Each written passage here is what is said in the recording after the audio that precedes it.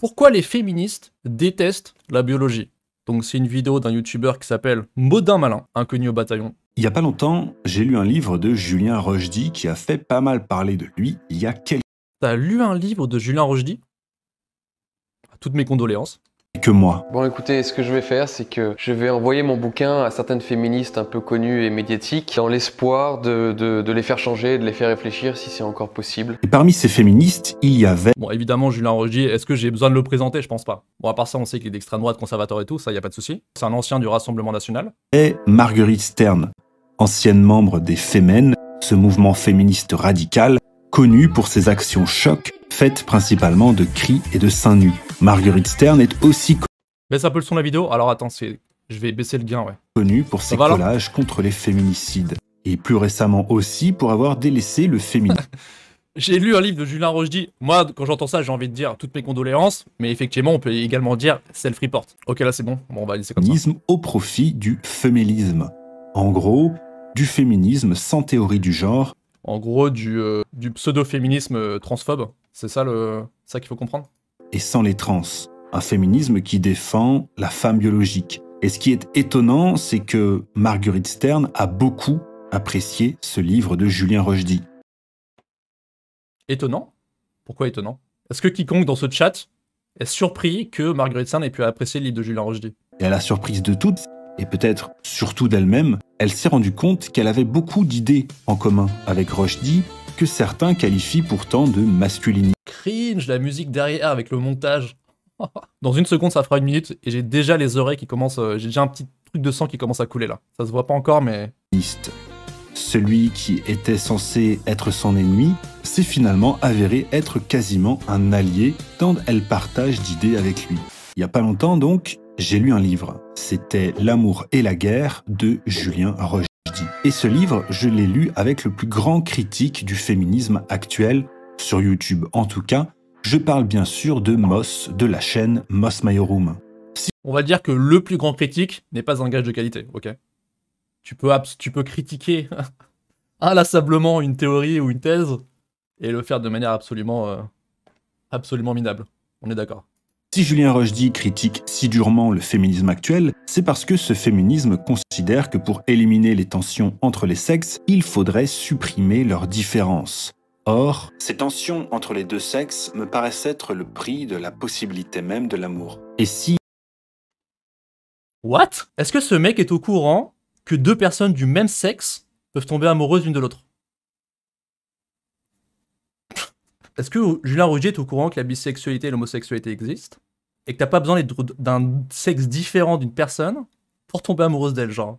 Marguerite Stern a pu être touchée par ce livre, c'est en grande partie parce que le féminisme actuel rejette l'idée même de nature, alors qu'elle, au contraire, cherche... Les féministes rejettent l'idée de nature. Je sais pas ce qu'il entend par nature, mais à mon avis, on est sur une définition assez controversée de nature. à y revenir. La nature de quoi on parle, encore une fois. De toute façon, c'est un discours conservateur, donc on va rester sur un truc extrêmement vague, extrêmement peu précis. On n'aura aucune analyse sémantique sur les termes qui sont utilisés. Ça, on a l'habitude. Hein. Le féminisme actuel va d'ailleurs jusqu'à rejeter l'idée selon laquelle la biologie pourrait avoir une influence sur les différences entre les hommes et les femmes. Le féminisme actuel ne tient que par l'idée.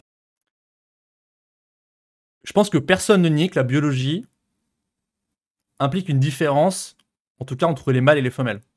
Encore une fois, on est sur un discours conservateur, donc je sais pas si quand on parle d'hommes et de femmes, est-ce qu'on met sur la table un concept, est-ce qu'on parle du genre, est-ce qu'on parle du sexe, mais personne, à mon avis, personne ne nie, je pense qu'aucune féministe ne nie, qu'entre un mâle et une femelle, il y a des différences, ok? Différence, ça peut être la production des gamètes, petits gamètes, grands gamètes, ça peut être les gonades, avoir des ovaires ou avoir des testicules, ça peut être le phénotype, les traits physiques, ça peut être les chromosomes, XY, XX, ou encore avec d'autres variations. Encore une fois, c'est bien trop vague pour considérer que ce qu'il dit est vrai. De construction sociale et les... Abraxas, tu dis, ça sera très essentialisant comme ils sont anti-constructivistes. Oui, de toute façon, ça va être un discours essentialisant, mais ça, c'est la marque de fabrique du discours conservateur. Les féministes ont donc... Le problème, c'est qu'encore une fois, ce qui se passe souvent, et ce qui va sûrement se passer dans cette vidéo, c'est que les conservateurs, mais pour le coup pas seulement, il y a un certain nombre de personnes qui ont tendance à mettre sur la table des affirmations d'ordre descriptif et passer d'un truc descriptif à un truc prescriptif sans aucun argument. Tout intérêt à tenir la biologie et la génétique les plus éloignés possible de leur bouillie idéologique. Leur bouillie idéologique. En 1975, Edward Wilson publie Sociobiologie, une nouvelle synthèse. C'est donc dans ce livre que le terme de sociobiologie est utilisé pour la première fois. C'est en gros une sociologie des animaux expliquée par leur biologie. Alors jusqu'ici, tout va bien. Les problèmes commencent pour Wilson quand il annonce que la sociologie des êtres humains pourrait également être comprise par la biologie. On n'est pas sur un truc hyper controversé. Genre, je suis pas spécialiste, hein. Mais je pense que la sociobiologie, en tout cas en ce qui concerne les êtres humains, à mon avis, ça fait pas consensus au sein de la communauté scientifique et notamment au sein de la communauté spécialiste en psychologie. En plein milieu des années 70, au moment où le marxisme domine chez les intellectuels et notamment dans les universités, Wilson se fera copieusement insulter par la gauche et ça ira même jusqu'à des agressions physiques pendant ses conférences. La gauche ira même jusqu'à des... On va faire un minimum de fact-checking dans cette vidéo pour voir si tout ce qu'il dit est vrai, ceci dit. Parce que là, ça sent un petit peu la vidéo où on va avoir un milliard d'affirmations empiriques mises sur la table, mais jamais aucune source. Même pas un truc à l'écran pour corroborer ce qui est dit. Donc on va quand même faire un minimum de fact-checking. Edward Osborne Wilson. Ok, donc il a fait une conférence en 75. Les antiracistes sont venus à la conférence et ont jeté de l'eau glacée sur la tête du mec. Genre ils ont versé de l'eau glacée sur la tête du gars. Ok, c'est pas un truc qu'il faut faire, mais... Parler d'attaque physique, comme le mec l'a dit, moi je pensais que le mec s'était fait, je sais pas, genre littéralement taper dessus, un truc comme ça. Dans une conférence, quelqu'un lui a acheté de l'eau glacée à la gueule. Ok, bon. Des agressions physiques pendant ses conférences. La gauche, comme on l'aime. Des agressions physiques pendant ses conférences. Ouverte et tolérante. Mais loin de se laisser démonter, certains chercheurs vont continuer d'explorer la piste de Wilson. La sociobiologie devient alors progressivement la psychologie évolutionniste, qui est toujours rejetée par beaucoup de féministes, notamment parce que ça ramène à une certaine forme d'essentialisme. Or, dans une société postmoderne ultra-individualiste comme la nôtre, penser qu'on puisse être le produit d'autre chose que de soi-même, c'est inadmissible. Ça remet aussi en cause les explications purement sociologiques, parce que si nous avons progressivement renié Dieu au profit de la nature, c'est aujourd'hui au tour de la nature d'être renié. Je crois qu'on commence à générer du charabia de manière indécente. À quel moment on renie la nature, en fait? Il y a une différence entre évaluer la valeur de vérité d'une proposition empirique et en faire, encore une fois, des conclusions sur le plan prescriptif. Il ne s'agit pas de renier ce qui est mesurable empiriquement, vérifiable empiriquement, etc. Il s'agit simplement de dire, ok, il y a des faits empiriques et des faits naturels, si on veut, mais à quel moment ces faits-là, en fait, nous disent ce qu'il faudrait faire sur le plan moral? Ok.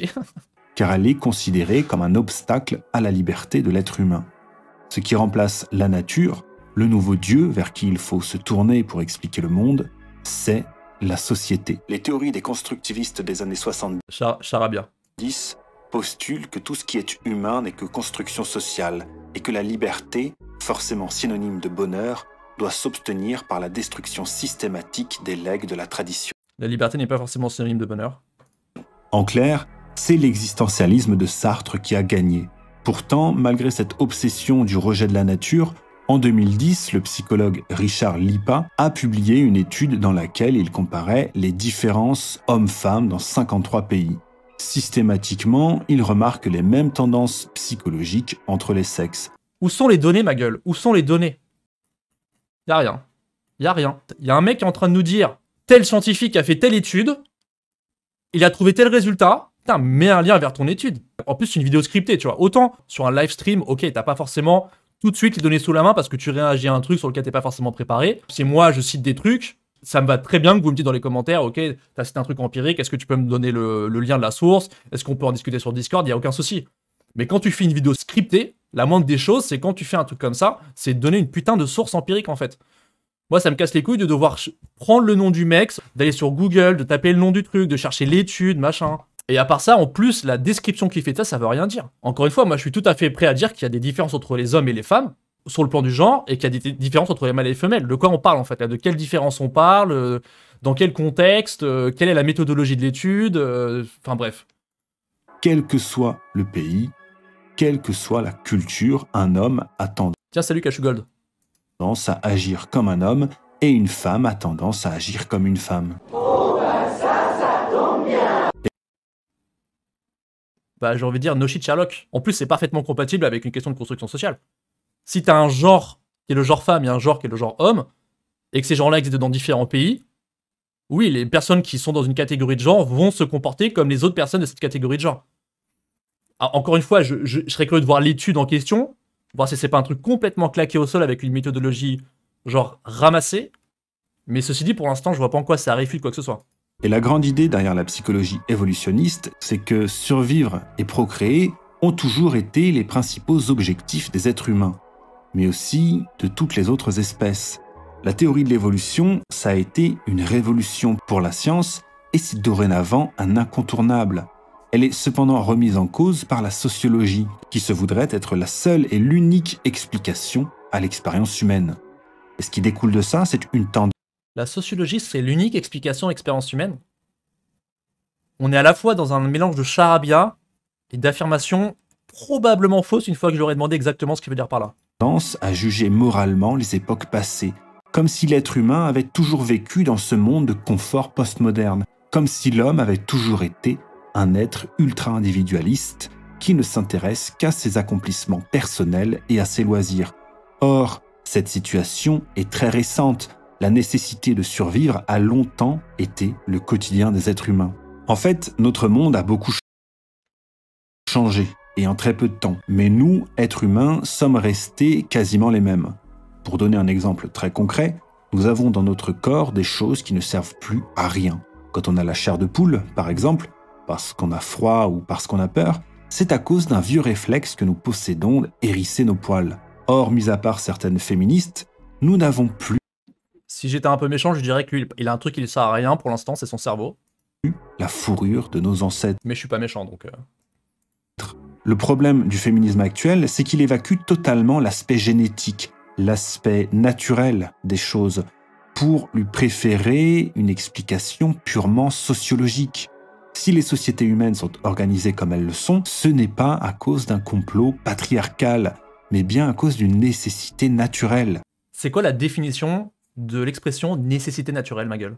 Les femmes tombent enceintes expliquent déjà beaucoup dans les rapports sociaux. L'homme et la femme veulent tous deux se reproduire pour transmettre leurs gènes. L'homme et la femme ont tous deux des physiologies et des mécanismes reproductifs différents. Il est donc naturel que les deux adoptent des stratégies sexuelles différentes pour optimiser au mieux leur propre physiologie. Tout ça, c'est complètement tangentiel à la question, pour l'instant, du féminisme. Hein. Tout ce que j'entends là, c'est tangentiel. En fait, tout ça pourrait être vrai, et que les revendications féministes restent absolument pertinentes. À des fins reproductives. Ces stratégies, J'ai envie de dire, en fait, tout ça, c'est un énorme OSEF. répétées sur des centaines de milliers d'années, finissent naturellement.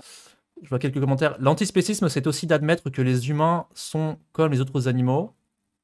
Non. L'antispécisme, ce n'est pas du tout admettre que les humains sont comme les autres animaux. L'antispécisme, c'est d'être contre le spécisme, qui est donc de dire on est contre le fait de considérer l'espèce comme un critère de discrimination morale. Aucun antispéciste ne nie qu'il existe des différences entre les humains et les autres animaux. On n'est pas en train de dire les humains sont comme les autres animaux. On est en train de dire l'espèce n'est pas un critère pertinent pour discriminer entre les uns et les autres. La psychologie évolutive est la science la plus réutilisée par l'extrême droite, car il est facile de reprendre certaines thèses de ce domaine pour coller aux thèses d'extrême droite qui veulent tout ramener à des causes simples et naturelles. Un truc que je veux bien à la rigueur concéder, c'est que, enfin pas concéder à eux du coup, mais concéder de manière générale, c'est que il y a encore beaucoup trop de monde qui considère, qui tombe dans l'espèce d'appel à la nature de penser que ce qui est naturel est bon, ok? Et ce qui n'est pas naturel n'est pas bon. Quand bien même, imaginons que le racisme ait des causes biologiques. Imaginons qu'en fait, je sais pas, certaines parties de la population soient biologiquement racistes, ok? Genre qu'il y a un espèce de truc chez eux, un espèce de gène qui cause chez eux du racisme, ok? Imaginons que ce soit pareil pour le sexisme, imaginons que ce soit pareil pour le spécisme. C'est pas parce qu'en fait, ça serait vrai empiriquement qu'il faut pas lutter contre le racisme. C'est un peu comme l'argument sur l'homosexualité où des gens vont dire l'homosexualité n'est pas naturelle. Ok, déjà c'est faux empiriquement de dire que c'est pas naturel. Mais quand bien même ce serait le cas, ça ne donnerait en fait aucune conclusion à avoir sur le plan prescriptif. Une fois qu'on se débarrasse de tout ce prisme qui se base sur la nature et quelque chose de bon, tout ça devient absolument tangentiel et je devrais même pas en fait avoir besoin de regarder la fin de la vidéo parce que toute cette vidéo-là, ça va être juste dire, naturellement, X est vrai, Y est vrai, Z est faux. Et en fait, ça ne donnera absolument aucun contre-argument à la position féministe, tout simplement. Parce que la position féministe est une position prescriptive et non pas descriptive.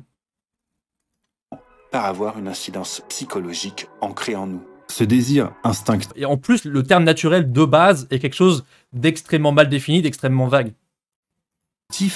Animal de la reproduction est présent en nous. Mais moi je veux faire l'amour! Et les milliers d'années d'évolution derrière nous, ainsi que les différences de stratégies sexuelles employées par les hommes et les femmes, ont eu des conséquences sur la formation de nos cerveaux. Et si ce n'est pas la société qui crée ces différences, en revanche, c'est bien à la société de maîtriser ses désirs.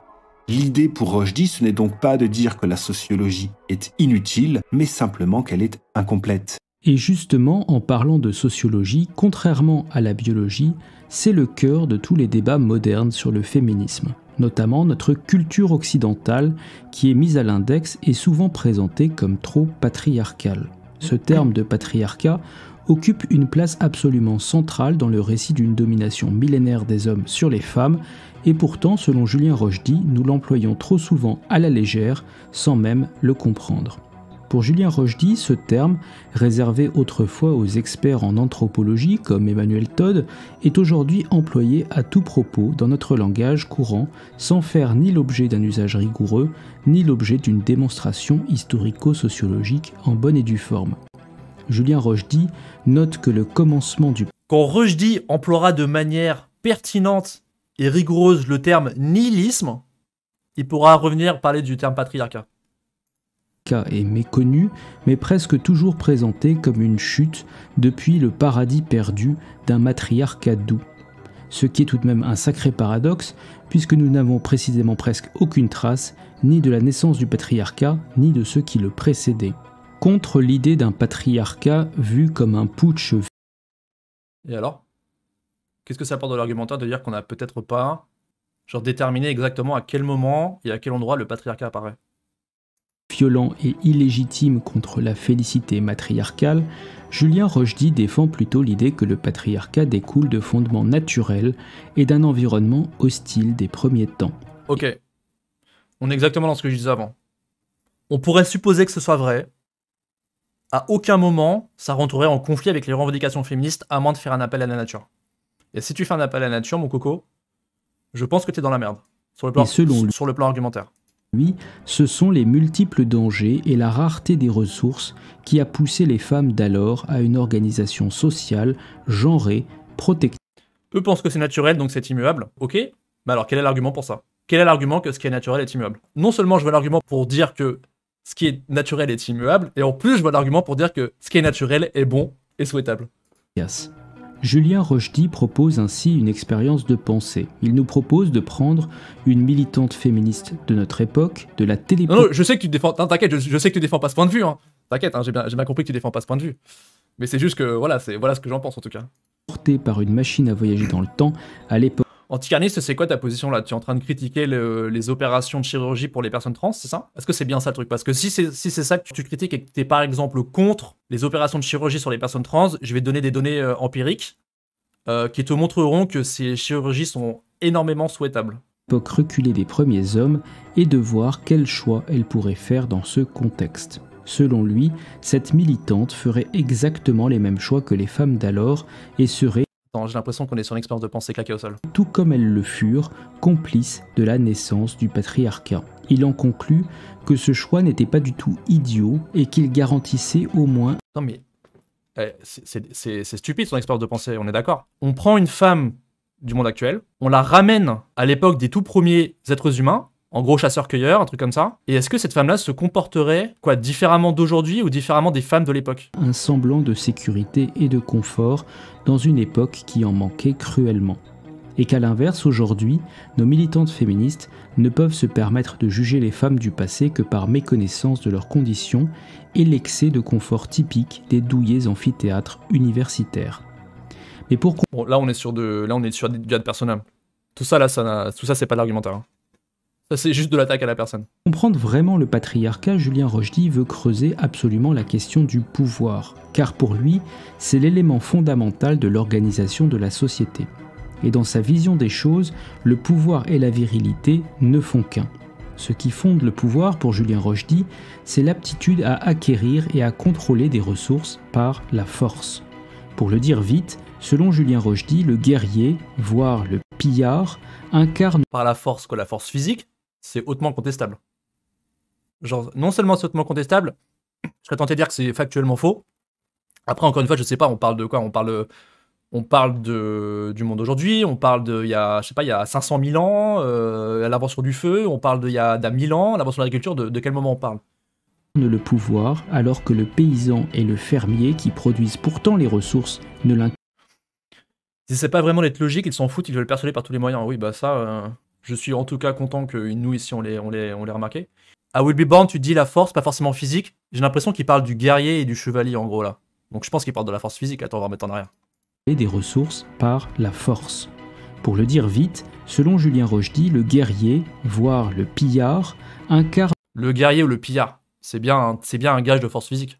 le pouvoir, alors que le paysan et le fermier, qui produisent pourtant les ressources, ne l'incarnent pas. Cette perspective donne une très large Par force physique, c'est un ensemble de choses. Hein. prédominance à la capacité à exercer de la violence physique qui va de pair avec une certaine idée de la virilité dont Julien Rochdy affirme qu'elle est calquée sur la nature et a fondé la notion même de pouvoir. On pourra regretter ici que la question du pouvoir soit tranchée par un simple appel à la force.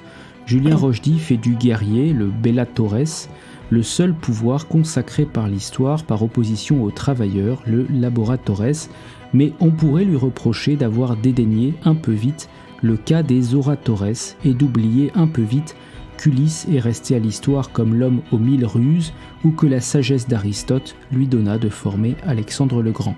Quoi qu'il en soit, la force virile de Julien Rochdy trouve de rares incarnations féminines comme Catherine Sforza. La force virile de Julien Rochdy. Cringe sur 20 encore une fois. Ou la reine Séminaris. Mais celles-ci sont rares pour des raisons naturelles, notamment hormonales, et assez logiquement, les femmes n'exercent que rarement un pouvoir de la même manière que le font. Attends, donc il parle d'exercer un pouvoir, exercer le pouvoir aurait un lien avec le taux hormonal, c'est quoi de quoi il me parle là? Des hommes, ce qui, si on accepte des différences biologiques entre les hommes et les femmes, Tout le monde accepte les différences d'ordre biologique entre les adultes mâles et les adultes femelles, ok? Après, globalement, entre les hommes et les femmes, il va y avoir généralement des différences biologiques, comme effectivement le taux d'hormones, testostérone, oestrogène, ou des caractères phénotypiques, ou peut-être des chromosomes, etc. Parce que la plupart des mâles sont des hommes et la plupart des femelles sont des femmes, ok? est assez logique en réalité. Ah, on peut pas le mot logique, ma gueule, parce que moi, tu vas me lancer sur des trucs de logique. Mais Julien Rochdy ne veut pas laisser aux féministes la conclusion habituelle qu'il n'y a jamais eu de pouvoir féminin. Il commence par signaler un problème de la sélectivité historique des féministes universitaires et médiatiques. Pour ce petit monde, pour cette petite caste, l'histoire est souvent limitée à l'histoire contemporaine d'une part. Attends, on est en train de prétendre qu'un individu d'accéder au pouvoir, c'est son taux hormonal. Si t'avais pré-shot les hormones, bien comment, ouais. Bravo. Le plus souvent même à l'histoire de la bourgeoisie du 19e et 20e siècle. Il donne ainsi l'exemple d'un débat sur la question du corset féminin qui symbolise pour beaucoup l'oppression féminine du 19e siècle. Mais pour Julien Rochdy, c'est le 19e siècle tout entier qui était corseté et il explique qu'à la même époque, les vestes militaires masculines Ok. sont excessivement raides. Le corset n'est donc pas une contrainte du corps par les hommes contre les femmes, mais une variante féminine d'une contrainte du corps caractéristique de ce siècle. Après, attention, le patriarcat, c'est pas quelqu'un qui arrive et qui dit « Pour dominer les femmes, on va leur faire porter des corsets ». Il y a un certain nombre d'expressions du patriarcat qui se manifestent de manière, je dirais, involontaire ou inconsciente. Le patriarcat, c'est pas genre un livre de règles où il y a marqué toutes les façons dont les hommes vont opprimer les femmes, par exemple. Ou vont exercer des discriminations, etc. Et d'ailleurs, au XVIIIe siècle, sous la Régence, les robes féminines sont d'une grande légèreté, ce qui nous oblige à nuancer une grille de lecture du vêtement comme outil d'oppression. Ce qu'en conclut Julien Rochdy, c'est donc que le choix du corset comme emblème des vêtements féminins Le corset était volontairement étouffant et de nombreuses femmes tombaient dans les pommes. Mais j'ai déjà entendu ça, bien sûr. Ouais. est un parti pris. Il va même plus loin. La galanterie demandée aux hommes de passer après les femmes dans les escaliers pour les rattraper en cas de malaise. Ok, ça je savais pas. Genre, c'est un argument central pour démontrer. En fait, j'ai pré-shot à, je sais pas, à 5 minutes de la vidéo, j'ai dit tout ce qu'on va entendre dans cette vidéo, c'est tangentiel à la question du féminisme. En gros, c'est lié de loin à la question du féminisme. Genre, il y a des corrélations avec les revendications féministes, ça d'accord. Mais à aucun moment, ce qu'on va entendre ici, ça va réfuter aucune des revendications féministes. Voilà, ça il faut s'y attendre. Maintenant, on a encore 15 minutes de vidéo. Sur les 15 minutes, il n'y aura aucun contre-argument au féminisme. Ça va juste être des affirmations empiriques, les unes après les autres. Peut-être certaines vraies, peut-être certaines fausses, mais aucune qui viendra contredire la position morale féministe. Voilà. Et explique que, comme un chat qui retombe toujours sur ses pattes, le discours du féminisme idéologique peut en réalité expliquer tout et le contraire de tout. C'est une grille de lecture qui permet de dire d'un côté que la raideur des corsets prouve une oppression machiste et en même temps que l'ondulante légèreté des robes régence prouve qu'on méprisait les femmes et qu'on ne les pensait pas assez fortes pour porter de lourds vêtements. Par petites touches, Julien Rochdy essaye donc de faire réémerger l'histoire des femmes illustres pour nous montrer que chez les Grecs de Crète ou de Sparte, Féminisme idéologique, c'est le pléonasme. Alors, ça peut être un pléonasme, tout comme ça peut être l'idée de dire... Parfois, les gens, quand ils emploient le terme idéologique, ce qu'ils veulent dire, c'est que c'est quelque chose de dogmatique. Évidemment, le féminisme est une idéologie, comme énormément de choses. La plupart tout ce qui relève de la morale, en fait, ce sont des idéologies. Mais des fois, les gens, ils disent idéologie, ce qu'ils veulent dire par là, c'est dogmatique. Mais à part ça, oui, en l'état, c'est un pléonasme. Chez les Latins et les Celtes, chez les Mérovingiennes et chez les Carolingiennes, ou encore même à la Renaissance, il y a toujours eu des femmes influentes et illustres, respectées de leurs contemporains, et peut-être qu'elles ne l'étaient pas toujours pour les mêmes raisons que les hommes de leur époque, mais ceci nuance déjà grandement l'habituelle grille de lecture. Et pourquoi elles l'étaient? Parce qu'elles avaient un taux hormonal genre égal ou à peu près égal à celui de la plupart des hommes? C'est quoi l'explication, les gars? On veut bien une explication, les amis. De la domination masculine. On note chez les féministes une obsession des sociétés primitives matriarcales qui seraient égalitaires, où les femmes chassaient et faisaient la guerre. Or, c'est probablement le pire contre son camp de toute l'histoire du féminisme. Déjà parce que ce sont des phénomènes minoritaires, et ensuite parce que toutes ces sociétés sont restées primitives. L'anthropologue Margaret Mead a, par exemple... Pourquoi ça sera un contre son camp? Quel est l'argument que ça sera un contre son camp, en fait? étudié les Samoans, les a décrits comme une société pacifiée et égalitaire dans laquelle il n'y avait pas de rapport de force entre les hommes et les femmes. C'est juste une affirmation qui est ou bien vraie ou bien fausse. Si elle est fausse, tu peux dire que c'est un contre son camp parce qu'on est en train de dire un truc qui est faux, d'accord? Mais si c'est vrai, en quoi c'est un contre son camp si c'est vrai? Alors, vous voyez bien le twist arriver. Twist! Les anthropologues qui retournaient voir les Samoans constataient une société ayant une rude morale sexuelle et dans laquelle les femmes devaient arriver vierges au mariage, sous peine d'être massacrées par les autres femmes de la tribu. L'idée avec ce fantasme des tribus matriarcales dans lesquelles aurait régné une parfaite égalité entre hommes et femmes, c'est de pouvoir dire que la différence entre les sexes... Une société matriarcale où il y aurait une égalité parfaite entre les hommes et les femmes? Comment il définit matriarcat aussi? Ce n'est qu'une création de la société, que ça n'a rien à voir avec la nature humaine. Bref, qu'une telle société est possible. Un exemple typique de l'idéologie qui prend le pas sur la méthode scientifique. Le patriarcat a triomphé quasiment partout. Il est indispensable au développement des sociétés humaines et ce, quelle que soit la culture. Quel est l'argument pour ça? Genre, on sort ça littéralement du fond de son cul, en mode, je vous annonce la vérité, voilà une affirmation absolument vraie, et on donne pas l'argument pour, genre on est censé l'accepter comme ça, ok, d'accord. Condamner les sociétés patriarcales, c'est aussi absurde que de condamner le pouce préhenseur au prétexte qu'il aurait servi à fabriquer des armes ou à commettre des meurtres, en omettant que c'est aussi grâce à ce pouce que tant de choses ont pu être construites et que les sociétés humaines... Fausse analogie, j'attends l'argument pour la première affirmation. ont pu se développer à ce point-là. Les sociétés patriarcales ont été sélectionnées parce qu'elles sont plus efficaces que les autres modèles de société. Quel est l'argument pour ça? C'est tout. Un autre argument avancé par les féministes, Si l'idée c'est de dire qu'il y a eu plus de sociétés patriarcales et aujourd'hui on a, je sais pas, on a atteint un niveau de technologie très élevé, quel est l'argument que c'est pas simplement une corrélation et qu'on n'est pas en train de faire un sophisme corrélation-causalité, enfin confusion corrélation-causalité? pour expliquer les différences entre hommes et femmes, c'est la plasticité cérébrale. Donc, la capacité du cerveau à remodeler ses connexions en fonction de l'environnement et des expériences vécues par l'individu. Et pour les idéologues féministes, la plasticité cérébrale serait censée contredire l'aspect naturel des comportements des hommes et des femmes.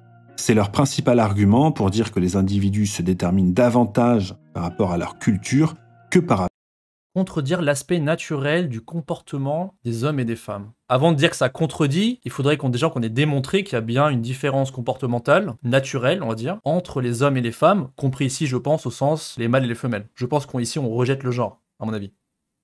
C'est pas clair, mais je connais pas très bien Modin Malin, mais je pense qu'il rejette la notion de genre, j'imagine. rapport à des facteurs purement génétiques. Mais c'est pourtant précisément la sélection naturelle qui a rendu l'être humain apte à l'apprentissage culturel. Intégrer de l'acquis à l'inné, c'est précisément ce qui a rendu l'espèce humaine la plus efficace. Et la grande théorie des La plus efficace? Le plus efficace à quoi? féministes par rapport à ça, c'est de dire que si on soumettait des garçons et des filles à la même éducation, on les élevait exactement dans le même environnement, sans faire la moindre différence entre les deux, il n'existerait plus de différence entre les sexes. Les féministes pensent que la différence... Je suis d'accord que si une personne affirme ça, la charge de la preuve est sur elle de le démontrer, pour le coup. Je suis d'accord. Mais encore une fois, je veux dire, ça, c'est des questions, en fait, qui sont tangentielles aux revendications féministes. différence entre hommes et femmes se situe uniquement au niveau du corps, sans parler du fait que certaines parties du cerveau ne sont pas soumises à la plasticité cérébrale. Pour reprendre un autre exemple de comportement qui ne dépendent pas de la plasticité cérébrale, les phéromones ont été découvertes dans les années 1870 par Cocorico, le français Jean-Henri Fabre. Terence Manmani les définit comme les substances produites par un organisme qui provoquent une réponse. Est-ce qu'on peut arrêter de mettre la tête de Julien Rochdy en gros au milieu de l'écran, toutes les 30 secondes, là? Je commence à en avoir marre. Non apprises C'est trop, j'en peux plus. chez d'autres membres de la même espèce. Ici, il y a bien l'idée de non appris, c'est-à-dire que ces phénomènes produisent des réactions qui ne sont pas dues à des faits culturels, mais à des faits génétiques. Lorsque des femmes vivent en groupe pendant un certain temps, leurs cycles menstruels finissent par se synchroniser. C'est un phénomène qui a été observé dans les couvents, par exemple. Un phénomène Au fait, au cas où, ça c'est pas vrai. Hein. Il y a une synchronisation des règles entre les femmes dans un environnement social proche. Ça, il y a eu des études. Il y a eu des études qui ont été faites et des revues de la littérature qui ont été faites sur ce sujet-là. A priori, c'est faux. En tout cas, les données de base qui servaient à affirmer cette proposition-là, qu'il y a une synchronisation des règles, ces données étaient claquées en fait. Il y avait des erreurs de méthodologie, etc. Donc ça, par exemple, c'est faux, ma gueule. Non seulement c'est pas vrai, en tout cas, on n'a pas de données suffisamment solides pour le démontrer, mais en plus, on est encore sur une putain d'affirmation empirique scientifique. Il n'y a aucune donnée, il n'y a aucune étude, il n'y a aucun lien, il n'y a rien. Ok, super. Merci les gars. qui s'explique par la présence de phéromones. Donc des particularités biologiques chez les hommes et chez les femmes, ça existe. De même, c'est un fait avéré. Particularité biologique, oui, ça existe, oui. Les hommes mettent plus de temps à arriver à la maturité que les femmes. Ils grandissent moins vite, leur puberté commence plus tard et leur croissance dure plus longtemps. T'as 3 copines qui sont colocs. ça, ma gueule, c'est possible, hein. Ça s'appelle une anecdote. Tu tires pas d'affirmation genre conclusive, scientifique, généralisable à l'ensemble de la population à partir d'une anecdote. Pour ça, il faut des données scientifiques, empiriques, solides, donc qui vont se baser sur certains types d'études. Par exemple, des cohortes prospectives, par exemple, des essais contrôlés randomisés ou non randomisés, des essais contrôlés tout court. Après, on peut faire des revues systématiques de la littérature, on peut faire des méta-analyses, mais là, pour le coup, on n'a rien pour l'instant, tu vois. L'explication évolutive de ce retard serait la favorisation d'un report du développement des caractères sexuels secondaires chez le mâle jusqu'à ce qu'il... Personne ne va nier un cours de SVT de 5e. Ça, c'est la routine, mais vous le savez très bien. C'est la routine chez les conservateurs de dire des trucs extrêmement banals, en fait des truismes, on va dire, scientifiques presque, des truismes empiriques, et de faire comme si On venait de donner un argument sur la table qui réfute, je sais pas, le féminisme ou la transidentité. Qu'il ait assez de compétences sociales, comportementales, cognitives et physiques pour réussir au mieux dans la compétition sexuelle. On peut aussi ajouter à ça que les enfants garçons et filles n'ont pas les mêmes jeux. Alors, pour Quand bien même ça serait vrai, qu'est-ce que ça devrait démontrer? Bah voilà. T'as tout résumé. C'est ce qu'on dit depuis le début de cette vidéo et ce qu'on a l'habitude de dire quand on écoute ce genre de vidéo. beaucoup de féministes, encore une fois, ce serait à cause de l'éducation, de la société, etc. Pourtant, on observe des différences de comportement et d'intérêt dès le plus jeune âge. Un exemple qui revient souvent, c'est le fait que dès les premiers jours de la vie, les Elles sont où les données, ma gueule? Ça me casse tellement les couilles en fait. Il y a aucune donnée, il y a rien, il y a aucune source. Que dalle. filles ont plus tendance à s'intéresser au visage Ah. et les garçons aux objets. Difficile, encore une fois, d'accuser le complot patriarcal ici. Un dernier exemple, d'autres études ont révélé que les filles étaient D'autres études. naturellement plus empathiques et qu'elles D'autres études. Ah, on est content de savoir. Sachez ce soir qu'il y a d'autres études qui affirment ça. Ok, super, ma gueule. Et franchement, des fois je me dis, les conservateurs, quand ils font des vidéos scriptées, au moins eux, ils se prennent pas la tête. Tu peux dire, il y a des études qui disent X, des études qui disent Y, tu fous même pas de source, et je suis sûr, il n'y a pas un seul commentaire de sa communauté, ou vraiment très peu qui vont dire, mec, tu pourrais au moins citer des sources, ou les noms des études, ou les noms des scientifiques qui ont fait ces études. C'est un truc de malade. réagissaient plus fortement que les garçons à la détresse des autres. Face à un danger, ont aussi tendance à réagir différemment. Une expérience réalisée à Rosen a montré que les jeunes enfants de 12 mois Une expérience réalisée à Rosen, ok. J'ai plus qu'à aller taper sur Google, expérience ayant été réalisée à Rosen, je sais pas en quelle année, je sais même pas comment s'écrit Rosen, ma gueule. réagissent totalement différemment en fonction d'un objet jugé C'est l'enfer, là je suis en train de mourir à l'intérieur. ostensiblement menaçant par leur mère. Alors que les filles s'en éloignent, les garçons ont tendance, au contraire, à chercher à s'en rapprocher. Ces différences de comportement entre hommes et femmes participent C'est même pas le niveau 0, là c'est vraiment c'est même pas le niveau 1 de la vidéo scriptée qui cite des sources. À la rigueur, j'ai déjà vu des vidéos scriptées qui citent des sources, où t'as genre juste une petite capture d'écran à un moment donné, un peu furtif sur l'écran, où tu vois à peu près le nom de l'étude, tu vois peut-être le nom des personnes qui ont réalisé l'étude. C'est tout. Tu verras pas le lien dans la description, rien. Ça, c'est vraiment le niveau 1 basique. Mais là, on n'est même pas là. Là, on est vraiment le niveau 0, quoi. 0, 0, 0 de la rigueur. souvent de ce que le féminisme de notre Ça me temps flingue. appelle la masculinité toxique. Et c'est un point qui intéresse beaucoup Julien Rochdy parce qu'il ne croit pas du tout à la validité de ce concept. Il pourfend en particulier la thèse de l'identité sexuelle comme si c'était une simple idée en l'air.